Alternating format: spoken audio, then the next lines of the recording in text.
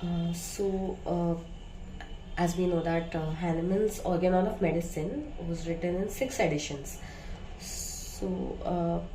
I don't have the first edition or the second edition, but I do have, I think, a work on the fifth edition.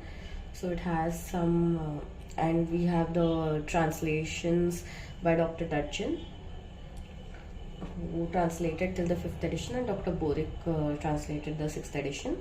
But the introduction part was not changed. As Hahnemann made some changes in the sixth edition, it was implemented. And till the fifth, so I've never read the fifth edition as well. So I think in this exercise I would like do fifth edition and sixth edition, and just like sort of study both books together and see how it goes. So yeah. So preface by translator Dr. Dudgeon. In this new edition of my translation of Organon, I have completely revised the text in order to make it a still more exact reproduction of the original. In the appendix, I have given all the more important variations of the previous editions. I have also indicated the corresponding views as set forth in the Essay on a New Principle and Medicine of Experience, both of which essays may be regarded as the precursor of Organon. I have added Hahnemann's later opinions on several subjects treated in this work. In the growth of such a complex thing as a new system of medicine, it was inevitable that there should be considerable alterations and improvements effecting in the course of 48 years. The time occupied by Hahnemann in the elaboration of his novel doctrine and practice. His first idea of the homeopathic rule of practice occurred to him while translating Kellen's Matra Medica in 1790, the Essay on a New Principle, in which he propounded the homeopathic therapeutic rule as yet believed by him to be only partial application to some chronic diseases, was published in 1796. 9 years after this, in 1805, the Medicine of Experience, he enunciated the rule with no such limitations of its applicability. The essay contains much of what we find in the first and later editions of Organon. The first edition of this latter work appeared in 1810. The second edition, differing very considerably from the first, was published in 1819. The third edition, which hardly different from all the previous one, in 1824. Fourth edition, which offers some important variations from the text of its immediate predecessor, chiefly determined by the new theory of chronic diseases, bears the date of 1829. The fifth and last edition, published in 1833, contains several novelties, such as the theories of vital force and the dynamization of medicines. In previous editions, Hahnemann had in several places spoken rather slightingly of the vital force and its influence on the production and cure of disease. But these and the vital force occupies quite a different and much more important position in regard to disease, its cause and cure.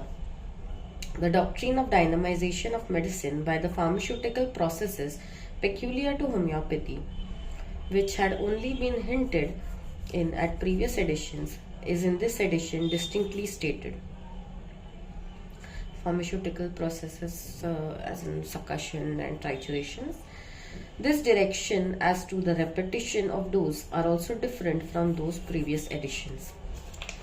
These two last named points are still further modified in Hahnemann's later work on chronic diseases, around 1838, as will be seen by the quotations I have made from that work. Thus, while the body of this work contains of Organon precisely as it appears in the last edition, The appendix gives a detailed history of origin, growth, and progress of the homeopathic system of medicine in the mind of its author.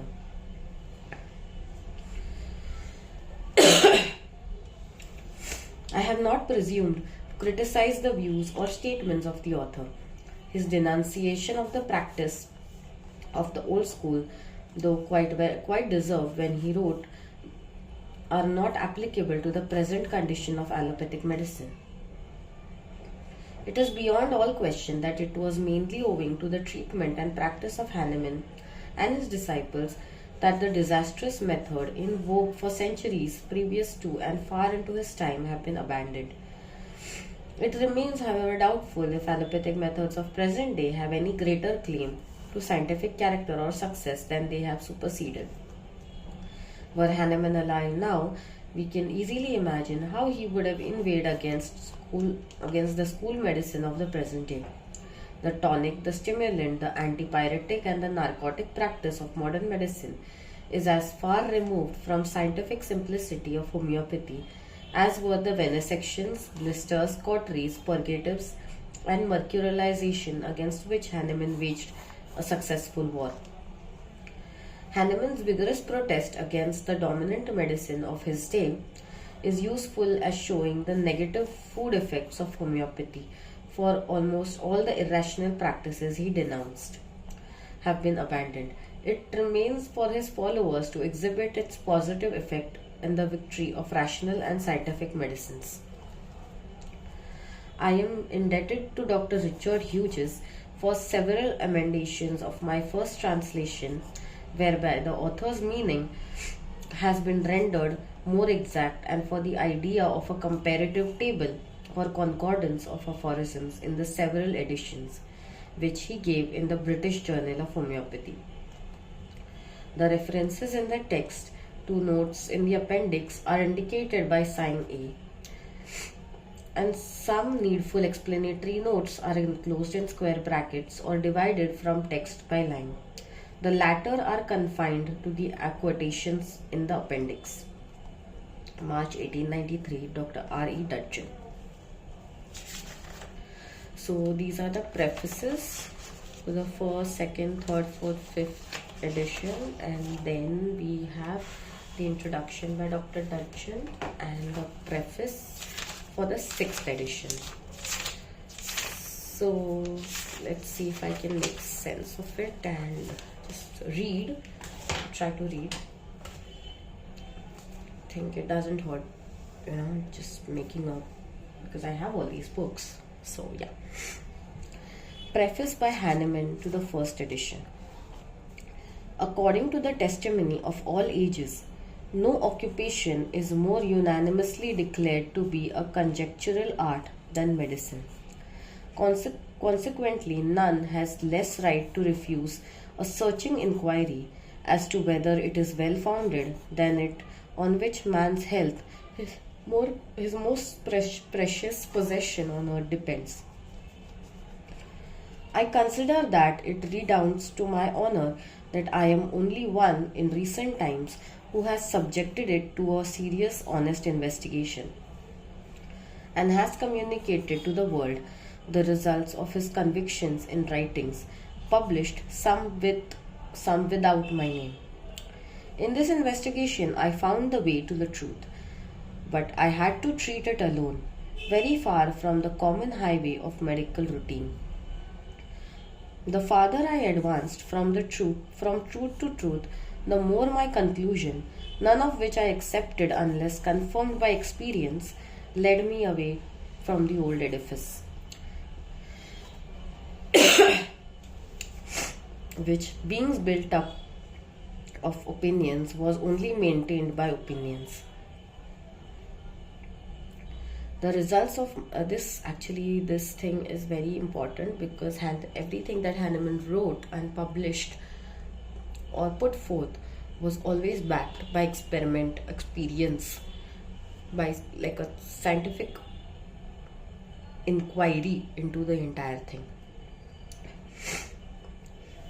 So hence, when he says that beings built up of opinions was only maintained by opinions.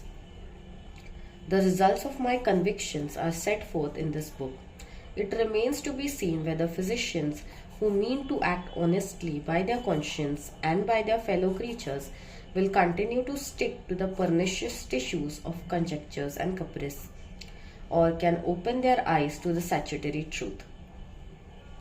I must warn the reader that in the indolence, love of ease, obstinacy preclude effective service at the altar of truth, and only freedom from any prejudice, untiring zeal, quality for most sacred of all human occupations, the practice of the true system of medicine. The physician who enters upon his work in this spirit human creatures he helps to preserve and whose approval renders him thrice blessed. In the year 1810, Dr. Samuel Hannah. So, I think I'll make another video of the second edition onwards. My throat is killing me. So yeah, I think that's a good plan of action. Thank you.